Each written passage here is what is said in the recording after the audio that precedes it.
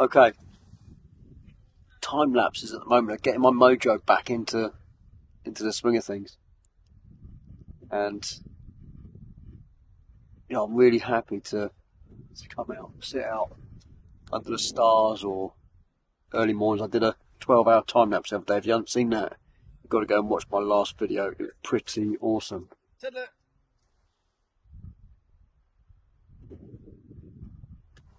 I thought I'd do a quick how I set up for a time lapse. What I do, first of all, coffee, and thanks to Greg for his idea of the chair, because I'm going to be out here for at least 4 hours tonight. Starting at, I'm at Knowlton Church, which is down near Verwood, and I'm starting now. It's just gone 8. I'm going to finish at about midnight. I'm going to get sunset in that direction, although I'm not actually facing that direction. I'm facing more southeast, sort of southwest, should I say, with Knowlton Church. I might even be able to light it a bit later. That might be quite cool. Got a little light with me I might shove inside the church when some of these idiots leave later. Who are in there at the moment, I might be able to hear them. So what do I do for time lapse? So to set up a time lapse, I would think about the amount of time I want to spend out doing this. So if I was, like tonight, wanted a 4-hour time lapse, I know I need 600 images for the length of time of the output video I want. So I work around those settings. My camera has inbuilt intervalometer, so I will set my exposure numbers to 600 and then work my interval depending on how long I want, because it tells me on the screen how long you'll go for. So at the moment it's 23 seconds. Now, other things you need to think about, which will help you out if you're doing time lapses, is put your white balance into some kind of manual setting. So set your white balance manually. Kind of makes sense. You can change it later if you want to when you're doing editing, but I think it makes sense to have the same. You don't then get flickers from having different, as the sun goes down or if a cloud comes in and the white balance changes, you don't have that awkward flicker of white balance change. It's all going to stay the same, and even if you do change it later, you'll be changing all the images anyway, so they'll all be the same. That's what I did. The other thing as well is set your focus. Set your focus up. Make sure your subject's in focus. Or if you're going for stars, make sure you're set to infinity if you do that. Best way to do that is stand far enough away from something that you can focus on somewhere past the 30 metre range. Focus on that, and then switch to manual focus. Just have fun. That's what it's all about. Have a good amount of fun. I'm exposing to the clouds, because the clouds are going pretty fast. With 23-second intervals, they're flying that way and that way. I've got a high cloud and a low cloud, so it's going to look pretty damn awesome.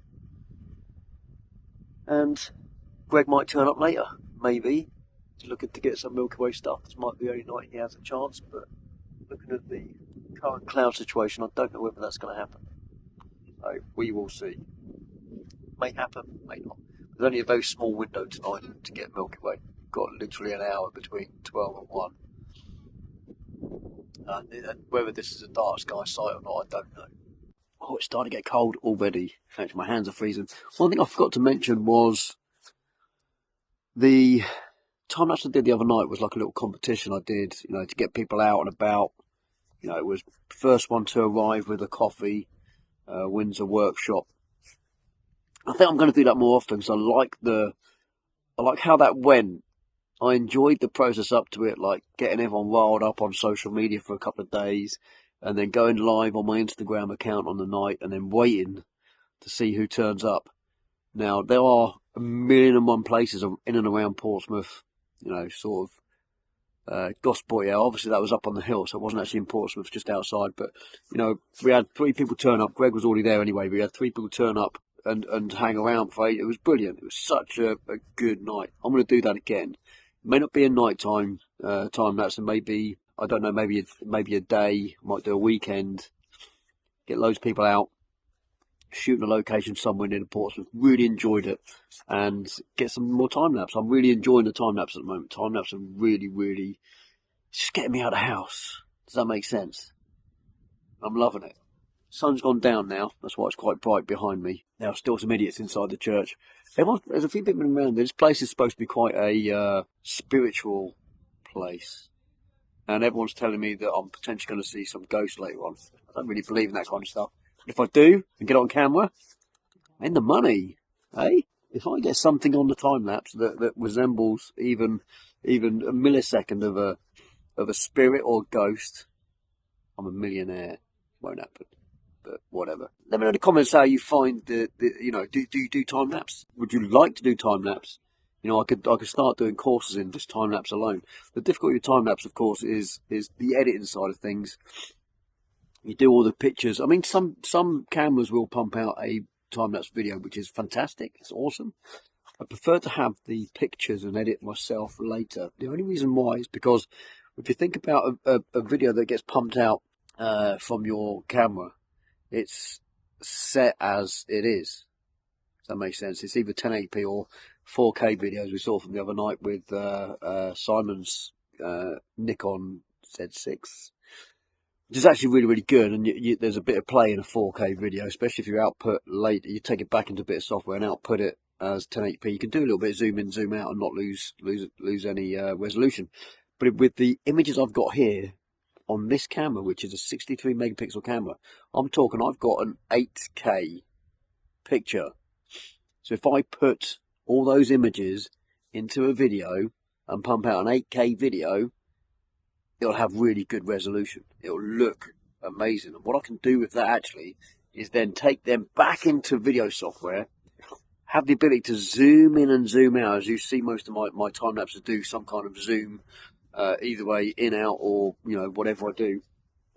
It's because I use the pictures and I have that resolution to play with, and then I export as a 1080p, and I haven't lost any resolution. It's all there. I can take a picture of the spinning tower and zoom right into the viewing platform and see people in the viewing platform of this camera.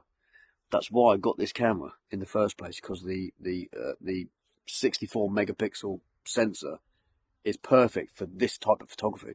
It's fantastic. It's a good landscape camera anyway, but the ability to be able to zoom into time lapse and zoom out and not lose quality is the reasons why I would rather edit the pictures than have an outputted video from the camera. I can do a lot more editing with the pictures than I can do with videos. Not that you can't do a lot of editing with video, you can, but I'm probably more used to doing the edits in Lightroom. Just want to throw that in there. Now, it is only 9:14, which means the sun is probably hitting the horizon now. And there's a bit of colour in the clouds behind me. You can't quite see, but there's nothing in my sky that way. It is a very clear sky. But there is a lot of cloud on the horizon, and we're getting some really fast clouds come over. So I'm hoping soon we get some more clouds. Otherwise, there's not going to be a lot to do. Night sky, potentially. I'm looking south. There's a potential, if this sky's clear at midnight, I've got about an hour or so to get the Milky Way. And if I can get that, bang on. Let's see how it goes. Quickly pop in before this video finishes and you see the time lapse. Another good thing to have is a power pack. Now I've got this very little but very good Anchor power pack, which is, I think it's 20 milliamp hours, 20,000 milliamp hours, something like that. I don't know. I'll put a link to it in the description. They are so small, they fit in a little pouch that I put on my tripod, and it's amazing. Just run a cable up, boom, you're just running off that for, I mean, when I did the 12-hour time lapse, I think I used 1 and a bit, because I've got 2 of them, and that was 12 hours. And the battery's still in the camera, and that just acts as a backup when that goes off if you need it. Bingo. Right, hopefully there won't be any more video because it's getting too dark. Sun's gone down. It does look quite bright on this camera, but the sun has gone. And the sky is now empty, which is a bit of a... But I've still got my friends. They're still in there. They're still doing whatever they're doing in there. Got a bit of music going on, so that's good. Hopefully now, in a couple of seconds, you see the time. So I'm going to say goodbye now. Thank you very much for joining me on this video. Please whack a thumbs up if you enjoyed this video. And leave me a comment. Comments really help my videos really good. I'll answer any questions you've got whatever you got, throw it at me. And if you haven't done so already, please consider subscribing to my channel. Hit the bell so you get updates every time I upload a new video. Until the next one, see you soon. Take care, bye.